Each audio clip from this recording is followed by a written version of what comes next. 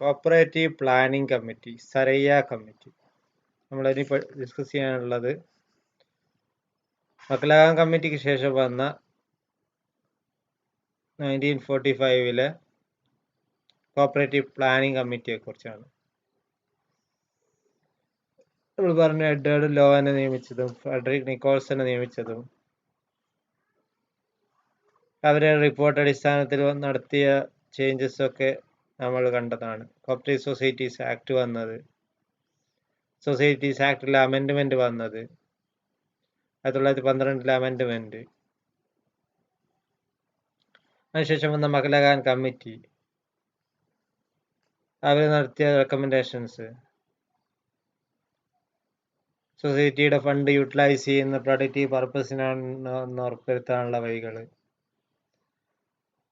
പിന്നെ fluid resources keep ചെയ്യുന്നതിനെ സംബന്ധിച്ചുള്ള കാര്യങ്ങൾ, ഇത്തരത്തിലുള്ള ഗൈഡ് ലൈൻസും ഒക്കെ നൽകുന്ന റെക്കമെൻഡേഷൻസ് ആണ് മക്ലഹാൻ കമ്മിറ്റി റിപ്പോർട്ട് മുന്നോട്ട് വെച്ചത്. കോപ്പറേറ്റീവ് പ്ലാനിംഗ് കമ്മിറ്റിയാണ് ഇനിയുള്ള ഡിസ്കസ് ചെയ്യാനുള്ളത്. സരയ്യ കമ്മിറ്റി, സരയ്യയുടെ നേതൃത്വത്തിലുള്ള കോപ്പറേറ്റീവ് പ്ലാനിംഗ് കമ്മിറ്റി 1915 ശേഷം കോപ്പറേറ്റീവ് മൂവ്മെന്റ് എങ്ങനെയായിരുന്നു അപ് ടു 1945 വരെ എന്നുള്ളതാണ് ഇനി നമ്മൾ അതിന് മുമ്പായിരുന്നു ഡിസ്കസ് ചെയ്യാനുള്ളത്.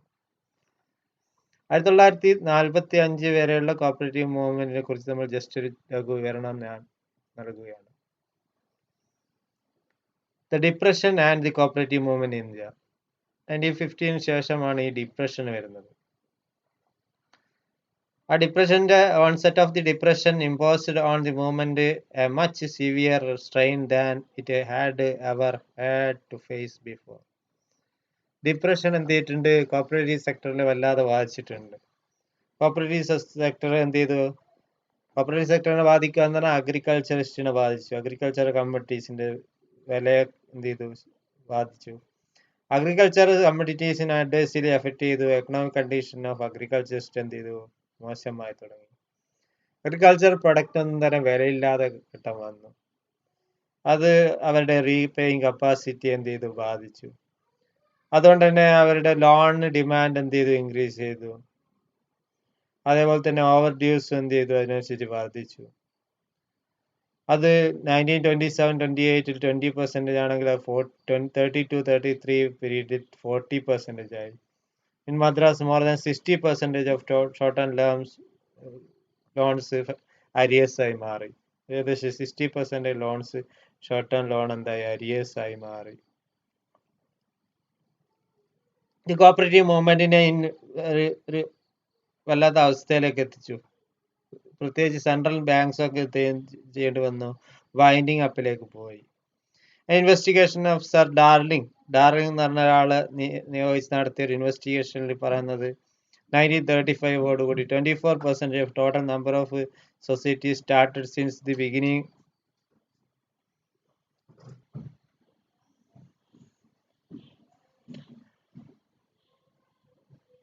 1934 സർ ഡാർലിംഗ് എന്ത് ചെയ്തു? ഡാർലിംഗിന്റെ നേതൃത്വത്തിൽ നടത്തിയിട്ടുള്ള ഇൻവെസ്റ്റിഗേഷനിൽ 24% of total number of societies started since the beginning of the movement had gone into liquidation. 24% എന്ത് ചെയ്തു? ടോട്ടൽ നമ്പർ ഓഫ് സൊസൈറ്റീസ് എന്ത് ചെയ്തു? ലിക്വിഡേഷനിലേക്ക് പോയി എന്നുള്ളതാണ്. സം പ്രൊവിൻഷ്യൽ ഗവൺമെന്റ് ഹെൽപ്പ് ചെയ്ത സ്ഥാപനങ്ങൾ മാത്രം നിലനിന്നു ഈ ഡിപ്രഷൻ കാരണമായിട്ട്. അതോടൊപ്പം തന്നെയാണ് ആ സമയത്ത് തന്നെയാണ് സെക്കൻഡ് വേൾഡ് വാർ വരുന്നത്.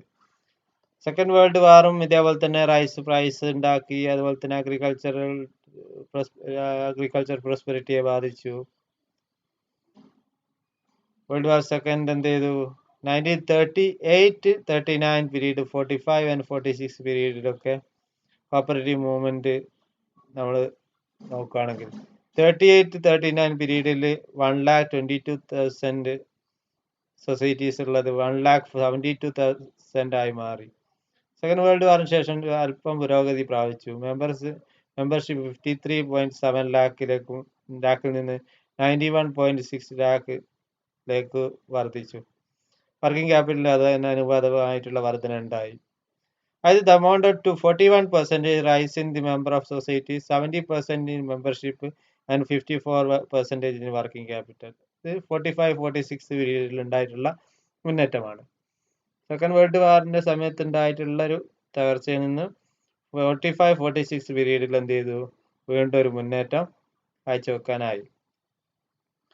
The progress may also be judged from the 1945-46.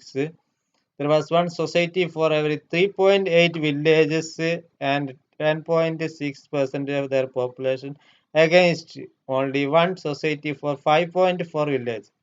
ആദ്യത്തെ 5.4 വില്ലേജിന് ഒരു സൊസൈറ്റി എന്നുള്ള മാറി 3.8 വില്ലേജിന് ഒരു സൊസൈറ്റി, അതായത് അതോടൊപ്പം തന്നെ 10.6% പോപ്പുലേഷൻ എന്നുള്ള കണക്ക് വന്നു.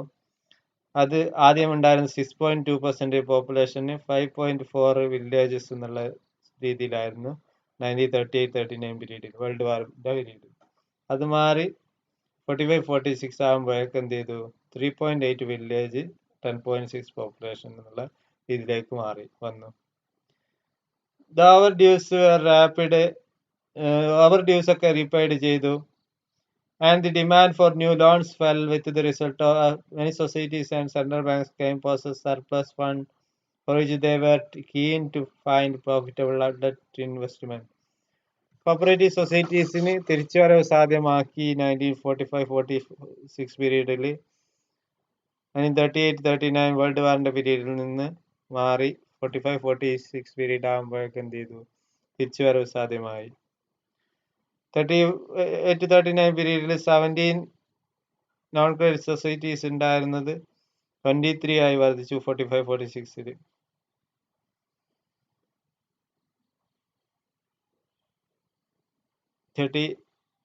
17% ആയിരുന്നത് 23% ആയി മാറി.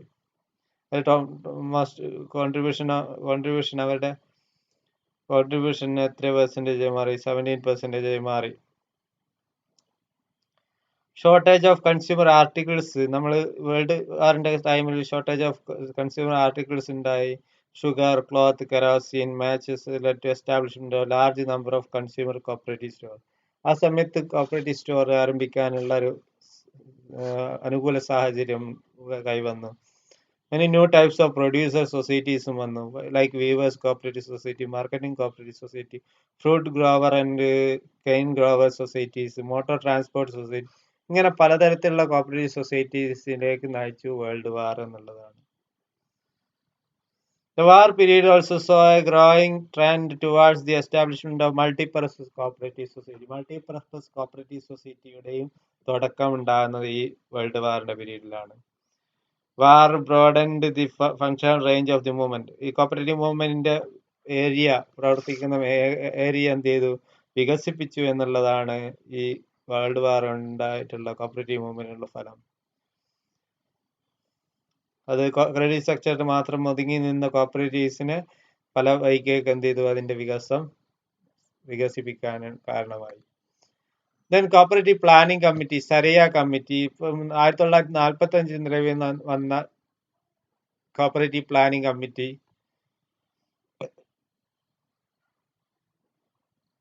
ഒരു കോപ്പറേറ്റീവ് പ്ലാൻ ഡെവലപ്പ് ചെയ്യാൻ വേണ്ടി, രാജ്യത്തിന് അനുകൂല ഏറ്റവും സൂട്ടബിൾ ആയിട്ടുള്ള ഒരു കോപ്പറേറ്റീവ് പ്ലാൻ ഡെവലപ്പ് ചെയ്യാൻ വേണ്ടിയിട്ടാണ് നിലവിൽ വന്നത്. അതിന് ചെയർമാനായിട്ട് RJ സരയ്യയെ നിയോഗിക്കുകയുണ്ടായി. The committee, which was presided over the RJ Saraiya, fixed an overall target bringing 50% of the villages, 30% of rural population within the scope of movement in the period of 10 years. 10 years കൊണ്ട് 50% of വില്ലേജും 30% of total പോപ്പുലേഷനും cooperative society cover ചെയ്യാൻ സാധിക്കുക എന്നുള്ള ലക്ഷ്യത്തോടു കൂടിയാണ് ഈ സരയ കമ്മിറ്റിയെ നിയോഗിച്ചത്. അത് അവർ പറഞ്ഞത് need for reformation, reorganisation of primary societies into multipurpose society. Primary സൊസൈറ്റീസിനെ മൾട്ടിപർപ്പസ് സൊസൈറ്റീസ് ആക്കി മാറ്റേണ്ടതിന്റെ ആവശ്യകതയാണ് അവരെന്ത് ചെയ്തത്, അതിന്റെ നീഡിനെയാണ്, അതിന്റെ ആവശ്യകതയിലേക്കാണ് ശ്രദ്ധയൂന്നിക്കൊണ്ടാണ് അവർ മുന്നോട്ട് പോയത്. അങ്ങനെ റിപ്പോർട്ട് ഏകദേശം 1946 എന്ത് ചെയ്തു, സബ്മിറ്റ് ചെയ്തു. ആ സമയം തന്നെ നമുക്ക് എന്ത് ചെയ്തു, സ്വാതന്ത്ര്യം കിട്ടുകയും 1947 കൂടി ഇന്ത്യ സ്വാതന്ത്ര്യം കിട്ടുകയും കോപ്പറേറ്റീവ്സിൽ വലിയ ചേഞ്ചസ് തന്നെ കൊണ്ടുവരാൻ സാധിച്ചു 1947 കാലഘട്ടത്തിന് ശേഷം. കോർപ്പറേഷൻ എന്ന് പറയുന്നത് series of activities organised on cooperative lines, but it was acknowledged as an organization that could play a very useful role in the promotion and economic, social democracy and implementation of democratic planning in the country. കേവലം ഏതെങ്കിലും ഒരു സ്ഥാപനങ്ങൾ organise ചെയ്യുക എന്നുള്ളതല്ല, അത് എന്താണ് role of promotion of economic and social democracy, social and economic ആയിട്ടുള്ള democracy എന്ത് ചെയ്യുക, പ്രൊമോട്ട് ചെയ്യാൻ വേണ്ടിയിട്ടുള്ള എന്താണ്. അതുപോലെ implement the democratic planning in the country, അത് പ്ലാനിങ് എന്ത് ചെയ്യുക നമ്മുടെ രാജ്യത്ത് കൊണ്ടുവരിക എന്നുള്ളതാണ് അവരുടെ ലക്ഷ്യം എന്നത് ഈ പുതിയ ചേഞ്ചസ് പുതിയ കാലത്ത് കോർപ്പറേഷന്റെ ലക്ഷ്യമായി മാറി. ശരിയായ കമ്മിറ്റി മുന്നോട്ട് വെച്ച നിർദ്ദേശങ്ങൾ ഇതൊക്കെയാണ്. 50% of total population, 50% of total villages in India should be brought in the cooperative sector. Cooperative sector എന്ത് ചെയ്തിരിക്കണം, നമ്മുടെ ടോട്ടൽ വില്ലേജുകളുടെ 50% കോപ്പറേറ്റീവ് സെക്ടറായി മാറണം. നേരത്തെ നമ്മൾ പറഞ്ഞ അത് കോപ്പറേറ്റീവ് സൊസൈറ്റി ഒരു very useful role in the promotion of economic and social democracy സാധ്യമാണെന്നുണ്ടെങ്കിൽ, ഡെമോക്രാറ്റിക് പ്ലാനിങ് സാധ്യമാണെന്നുണ്ടെങ്കിൽ 50% ഓഫ് ടോട്ടൽ വില്ലേജസ് എന്തായി മാറണം, നമ്മൾ ഇന്ത്യ കോപ്പറേറ്റീവ് സെക്ടറിന്റെ കീഴിലായിരിക്കണം. കോപ്പറേറ്റീവ് സെക്ടർ എന്നുള്ളത് അവിടെ നിലവിൽ വന്നു ചേരണം. എന്നാൽ മാത്രമേ ഈ പറഞ്ഞിട്ടുള്ള ലക്ഷ്യം സാധിക്കുകയുള്ളൂ, ലക്ഷ്യം പൂർത്തീകരിക്കാൻ സാധിക്കുകയുള്ളൂ. അതോടൊപ്പം തന്നെ മറ്റൊരു ലക്ഷ്യം പറയുന്നത് 30% of total population India should be made cooperators. അത് 30% ഓഫ് ടോട്ടൽ പോപ്പുലേഷൻ എന്തായി മാറ്റണം, കോപ്പറേറ്റീവ് സൊസൈറ്റിയിലെ മെമ്പർമാരാക്കി മാറ്റണം. ടോട്ടൽ 30% ഓഫ് ദി പോപ്പുലേഷൻ എന്തായിരിക്കണം, കോപ്പറേറ്റീവ് സൊസൈറ്റിയിൽ, ഡിഫറെന്റ് കോപ്പറേറ്റീവ് സൊസൈറ്റിയിൽ മെമ്പറാക്കി മാറ്റാൻ കഴിയണം. അതാണ് രണ്ടാമത്തെ കാര്യം. 30% of total population India should be made cooperators. അതായത് 30% of total population India should be എന്തായിരിക്കണം, members of the different cooperatives, different കോപ്പറേറ്റീവ്സിലെ മെമ്പേഴ്സ് ആക്കി മാറ്റാൻ കഴിയണം.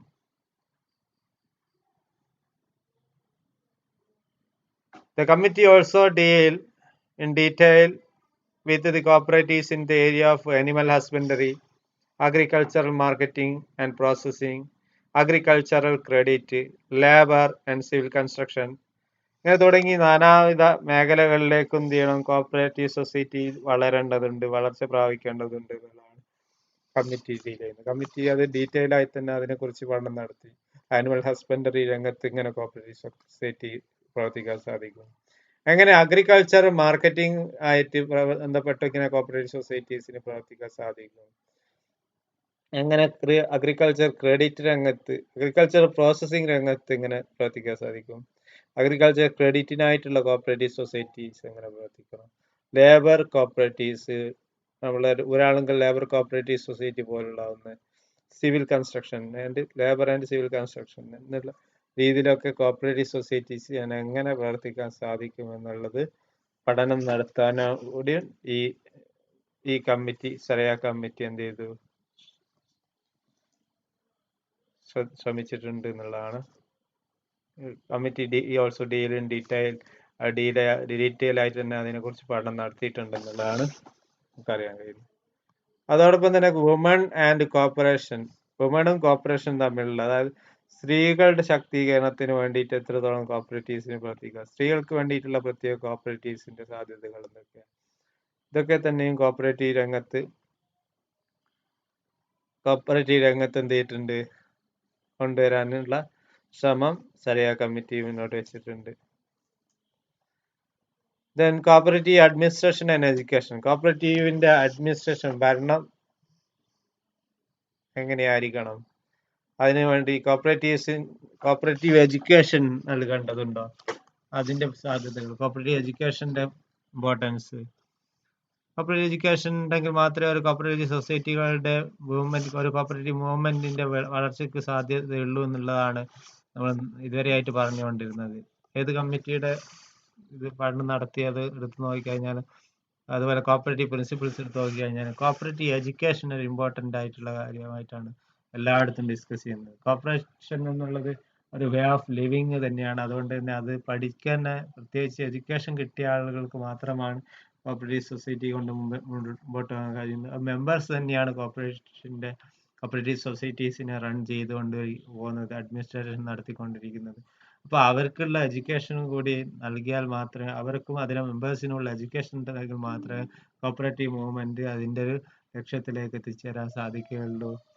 ട്രെയിനിങ് ആൻഡ് റിസർച്ച്, മറ്റൊന്ന് പറയുന്നത് ട്രെയിനിങ് ആൻഡ് റിസർച്ച്. കോപ്പറേറ്റീവ് എംപ്ലോയീസിനുള്ള ട്രെയിനിങ് കൊടുക്കുക, അതിനുള്ള സ്കൂളുകൾ, അതിനുള്ള സ്ഥാപനങ്ങൾ സ്ഥാപിച്ചുകൊണ്ട് ട്രെയിനിങ് കൊടുക്കേണ്ടതുണ്ട് എന്നാണ് ട്രെയിനിങ് കൊണ്ട് ഉദ്ദേശിക്കുന്നത്. റിസർച്ച് എന്ന് പറഞ്ഞാൽ പുതിയ കണ്ടെത്തലുകൾ നടത്തുക, ഇതുമായി ബന്ധപ്പെട്ട് കോപ്പറേറ്റീവ്സുമായിട്ട് ബന്ധപ്പെട്ട റിസർച്ചുകളിൽ ഏർപ്പെടുക.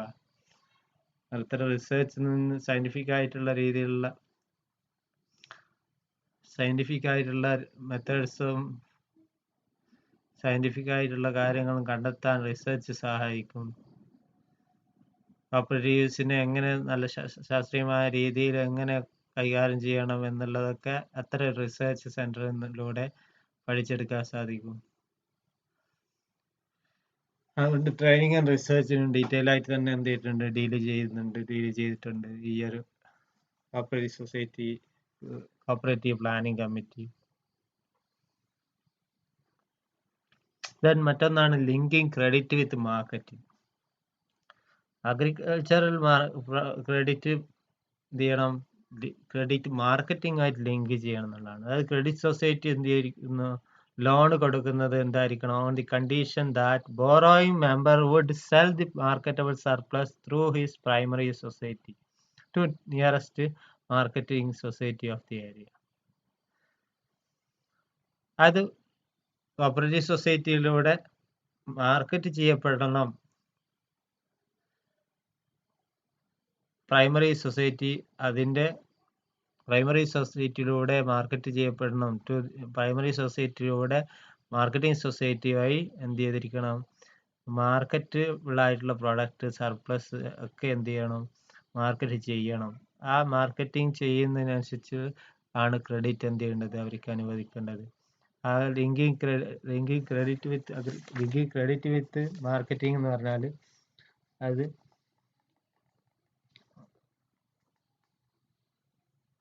മാർക്കറ്റിംഗ് ആൻഡ് പ്രോസസ്സിംഗ് സൊസൈറ്റിയുടെ പ്രവർത്തനങ്ങൾ ഉണ്ടായിരിക്കുക എന്നുള്ളതാണ്. മാർക്കറ്റിംഗ് ആൻഡ് പ്രോസസ്സിംഗ് സൊസൈറ്റീസ് എന്നുള്ള ഒരു കാഴ്ചപ്പാട് തന്നെ വന്നത് ഈ സരിയ കമ്മിറ്റി റിപ്പോർട്ട് വന്നതിന് ശേഷം മാത്രമാണ്. അത് അഗ്രികൾച്ചറിന്റെ ശരിക്കും 4 പ്രോസസ്സാണ് അഗ്രികൾച്ചറിൽ നടക്കുന്നത്. അഗ്രികൾച്ചറിന്റെ പ്രൊഡക്ഷൻ, പ്രൊക്യൂർമെന്റ്, പ്രോസസ്സിംഗ്, മാർക്കറ്റിംഗ്. അത് 3Pയും ഒരു M-ഉം ആണുള്ളത്. ഈ 3Pയും M-ഉം ഒന്നിച്ച് വരേണ്ടതുണ്ട്. അതായത് production, procurement, processing and marketing. ഇത് 4ഉം ഏത് വഴി നടക്കണം, കോപ്പറേറ്റീവ് സൊസൈറ്റി വഴി നടക്കണം. പ്രൊഡക്ഷൻ നടക്കണം, പ്രൊക്യൂർമെന്റ് നടക്കണം, പ്രോസസ്സിംഗ് നടക്കണം, മാർക്കറ്റിംഗ് നടക്കണം.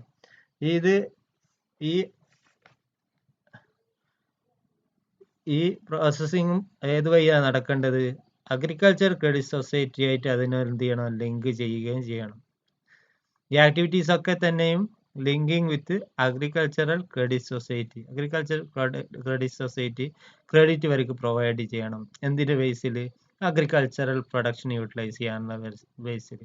അഗ്രികൾച്ചറൽ പ്രൊഡ്യൂസിന് എന്ത് ചെയ്യും, പ്രൊക്യൂർ ചെയ്യും, ദെൻ പ്രോസസ്സിങ് ചെയ്യും, മാർക്കറ്റിംഗ് ചെയ്യും.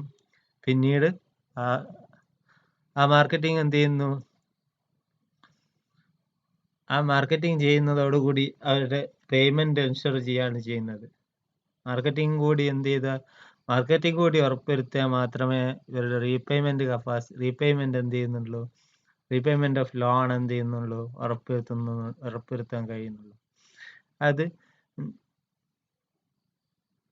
അഗ്രികൾച്ചർ പ്രൊഡക്റ്റ് സൊസൈറ്റിയും മാർക്കറ്റിംഗ് ആൻഡ് പ്രോസസ്സിംഗ് സൊസൈറ്റിയും ജോയിന്റ് ആയിട്ടുള്ള എഫേർട്ട് എടുത്തുകൊണ്ട് ഒരു സിസ്റ്റം എന്ത് ചെയ്യുന്ന, ഒരു പ്രോസസ്സ് എന്ത് ചെയ്യാണ്, നടത്തുകയാണ് ചെയ്യുന്നത്. ലിങ്കിങ് ചെയ്യുന്ന പ്രോസസ്സ്, ആ ലിങ്കിങ് ക്രെഡിറ്റ് വിത്ത് മാർക്കറ്റിംഗ് എന്ന് ഉദ്ദേശിക്കുന്നതാണ്.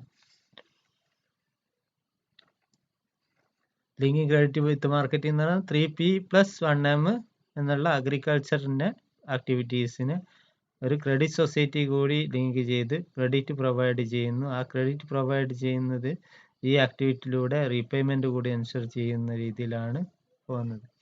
അഗ്രികൾച്ചർ ക്രെഡിറ്റ് സൊസൈറ്റി ആയിട്ട് ഇവരുടെ മാർക്കറ്റിംഗ് പ്രോസസ്സിംഗ് യൂണിറ്റുകളെ ലിങ്ക് ചെയ്യുന്ന പ്രവർത്തനത്തെയാണ് എന്ത് വിളിക്കുന്നത്, ലിങ്ക് ചെയ്യുന്നതിനെയാണ് നമ്മൾ ഉദ്ദേശിച്ച ലിങ്ക് ക്രെഡിറ്റ് വിത്ത് മാർക്കറ്റിംഗ് കൊണ്ട് ഉദ്ദേശിക്കുന്നത്.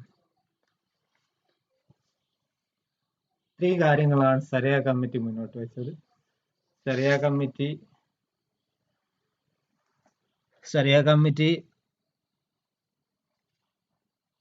മറ്റു കാര്യങ്ങൾ പറഞ്ഞിട്ടുള്ളത്, government of India, RBI trying to jointly formulate various schemes and programs to implement the major recommendations.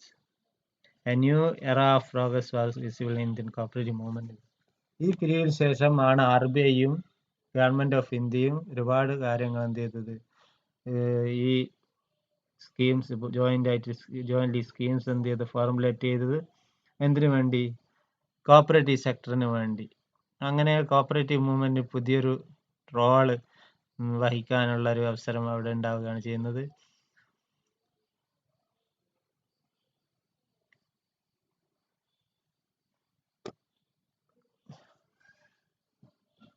എന്തൊക്കെയാണ് നമ്മൾ പറഞ്ഞിട്ടുള്ളത്? സരിയ committee റെക്കമെൻഡേഷനിൽ 50% of total village in India should be brought in cooperative sector. 30% of total population in India should be made cooperators. Then committee എന്ത് ചെയ്യണം? കോപ്പറേറ്റീവ്സിന് deal ചെയ്യുന്നത് എന്തൊക്കെയാണ്? Annual husbandry, fisheries, agriculture marketing, processing, agriculture credit, labour, ഇതൊക്കെ deal ചെയ്യുന്നുണ്ട്. Woman and corporation deal ചെയ്യുന്നുണ്ട്. Cooperative administration deal ചെയ്യുന്നുണ്ട്. Education, training and research deal ചെയ്യുന്നുണ്ട്. പിന്നെ ഏറ്റവും അവസാനമായിട്ട് ലിങ്കിങ് ക്രെഡിറ്റ് വിത്ത് മാർക്കറ്റിംഗ് എന്ന് പറയുന്നത് സരിയ കമ്മിറ്റിയാണ് ആദ്യമായിട്ട് മുന്നോട്ട് വെച്ചത്.